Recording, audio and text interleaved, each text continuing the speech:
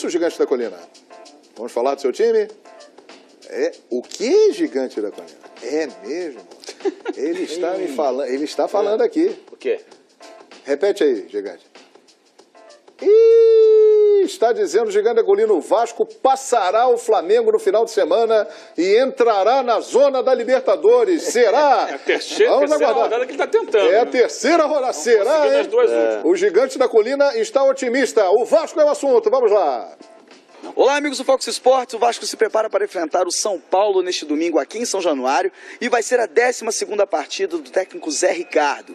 Em 11 partidas, foram 5 vitórias, 6 empates e apenas uma derrota, diante do Corinthians fora de casa. Eu só estou esperando que a torcida compareça em massa aqui, empurre a nossa equipe. É uma reta final, a gente precisa do apoio da nossa torcida e certamente com eles presente aqui, a gente faz mais pressão na equipe do São Paulo, dá confiança à nossa equipe. Então, a expectativa é de fazer esse jogo com a casa cheia e que a gente possa estar comemorando mais uma vitória ao final dela. O time vai ter mudanças, começando pela defesa. Breno, que foi emprestado pelo São Paulo, fica de fora. Aliás, a zaga vem se destacando e muito. O jogador ao lado do Anderson Martins, nessa dupla aí, foram apenas 6 gols sofridos, uma boa média aí do Vasco no Campeonato Brasileiro. No meio de campo, o Wellington também, que é um jogador emprestado pelo São Paulo, já ficaria de fora, mas ele além disso está suspenso. E o Evander vai ter uma oportunidade. 19 anos, marcou um belo gol contra o Santos, o primeiro dos 2 gols aí da vitória fora de casa. E o Madison, lateral direito, volta depois de cumprir suspensão. E o ataque. Luiz Fabiano está de volta. Ficou de fora contra o Santos, cumpriu suspensão e vai ajudar o time em casa. O Vasco aí sonhando com o G7 e, é claro, fazendo as contas. Calculando ali o Zé Ricardo, 5 jogos, quanto é preciso para chegar à Libertadores 2018. 100% eu não posso te dar essa resposta, mas tenho feito esse exercício comigo, né? Eu acho que dos 15 pontos que vamos disputar, eu acho que se a gente conseguir 8 pontos, a gente tem uma possibilidade, vamos lá, de 50%, daria esse número redondo para você. Se a gente conseguir 9 ou 10 pontos, isso implicaria em 3 vitórias e um empate, descartando uma das partidas, a gente teria uma chance, acho que de 62%, eu fiz mais ou menos essa conta. E aí, mais do que isso, a gente sobe exponencialmente. Juliano Lima, de São Januário, para o Fox Sports. Ok, Juliano, e uma informação de agora há pouco. Luiz Fabiano voltou a sentir dores no joelho, é dúvida para o jogo de domingo e muito provavelmente não jogará. O Vasco, quando contratou o Luiz Fabiano, eu fiquei com o pé atrás. Porque, por causa justamente disso, ele até teve um momento interessante no Vasco. Início do Campeonato Brasileiro, quando o Vasco deu aquela arrancada muito boa, fazendo pontos em São Januário, ele inclusive nem viajava para os jogos fora. Ele ali foi uma peça importante do time do Vasco. Mas depois voltou a ser o Luiz Fabiano dos últimos anos. Lesão em cima de lesão, aí quando não é lesão leva cartão, aí tá suspenso, bobo, né? Briga, reclama. E assim, ele foi contratado com a pompa de ser o grande condutor do Vasco, né? Quando ele chegou lá no início do ano, não, agora chegou o Luiz Fabiano, a festa e tal.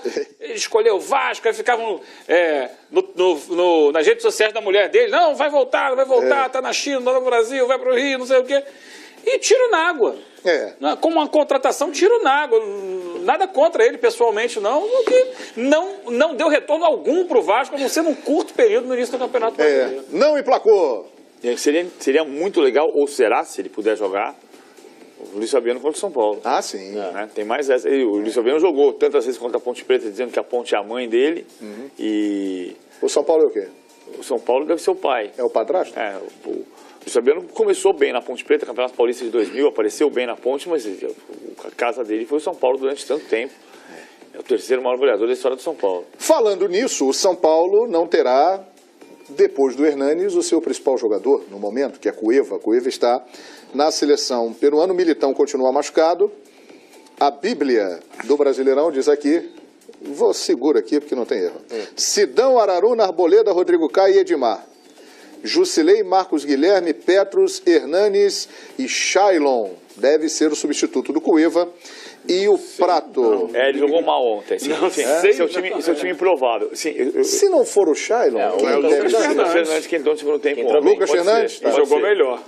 Assim, eu adoro fazer isso aí porque eu fico falando com todo A mundo. Bíblia é escrita pelo PVC, tá, gente? Falando com todo mundo. Agora, sim, é time improvável. O time saiu ontem à noite, eu falei hoje de manhã. A atuação dele ontem, que não foi boa, o São Paulo conseguiu um resultado que pouca gente esperava, né? A não ser aquele mais fanático torcedor da Chapecoense, empatou com 2-2, estando perdendo o jogo. A atuação dele ontem foi suficiente para que ele perca o lugar no time? Shailon, acho que sim. Não foi bem?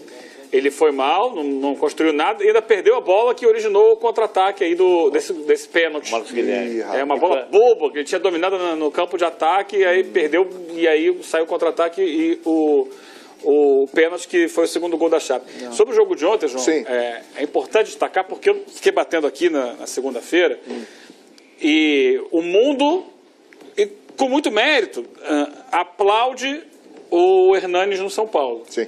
O momento do Hernanes no São Paulo realmente tem sido um jogador fundamental. Só que as pessoas estavam levando para um lado de que só tem o Hernanes. O Hernanes sozinho resolve tudo. O Hernanes jogou ontem. E olha, e não se escondeu do jogo, especialmente no primeiro tempo. Ele tentou de tudo, até gol do meio do campo ele tentou, batalhou, pediu a bola, se apresentou para o jogo e não foi suficiente. E aí quem fica desmerecendo... Ontem o São Paulo sentiu a falta do Cueva. O Cueva é bom jogador, faz falta. Sentiu a falta, porque o Hernanes tentou o que era possível, só que o Hernanes trabalha numa faixa de campo, o Cueva joga em outra faixa de campo. E ali o Shailon não conseguiu corresponder. E o São Paulo sentiu falta desse jogador para dar esse último passo, para fazer essa enfiada de bola. Então, é importante a gente pontuar isso, porque quando ganha com o gol do Hernanes, parece que só existe ele no São Paulo, que ele botou o time nas costas e só ele joga. Ele tem sido fundamental, tem jogado muito. Ontem teve uma boa partida no primeiro tempo, só que não foi suficiente para ganhar da Chapecoense. Então, vamos dar peso a todo mundo, não achar que só uma pessoa resolve. Porque estão colocando só em cima do Hernanes a reação do São Paulo no Campeonato Brasileiro, e não é isso. E o Cueva é muito importante. Edmundo, Vasco e São Paulo, domingo, São Januário, 5 da tarde. O que você espera desse jogo aí? Olha, a vitória do Vasco na última quarta-feira contra o Santos, lá na Vila Belmiro, Fantástica, hein? é fantástica. Dá um gás excepcional, né? O Paulinho entrou de titular, um time com mais velocidade. Depois a entrada do Caio Monteiro. E o Evander, hein? Jogou muito. Evander também. Não, na verdade, o Evander. Evander. A entrada do Evander tornando o time um pouco mais ofensivo e leve. Então, assim, a gente já falou disso antes. Os jogadores citados aqui foram todos eles formados na base, né? Exatamente. Não, é fundamental contar com a base. O Vasco tem tradição nisso. Mas eu vou um pouco até mais longe. Quando você tira Pikachu, Wagner, Nenê, Luiz Fabiano, você tira também a média diminui também a média de idade. Você faz, quando você se defende bem, esse campeonato brasileiro é um campeonato de visitante. Tá aí os 2 jogos de ontem, os 2 terminaram em empate. 5 vitórias de visitante ontem. 5 vitórias nessa rodada de visitante. É um campeonato de visitante. Para isso você faz o quê? Você se fecha bem para criar o espaço para o contra-ataque. O Vasco não conseguia contra-atacar com Nenê, Luiz Fabiano e Pikachu. Falei isso aí inúmeras vezes. A entrada do Paulinho já deu força ofensiva e velocidade. Só que o Vasco só melhorou depois da entrada do Evander, que foi uma situação... O Vasco jogou bem desde o primeiro tempo. Não, o Vasco jogou bem, mas não tinha profundidade, não tinha ofensividade. O argentino lá não funciona, o Andrés Rios. Andrés Rios. Não funciona. Lance de primeiro tempo.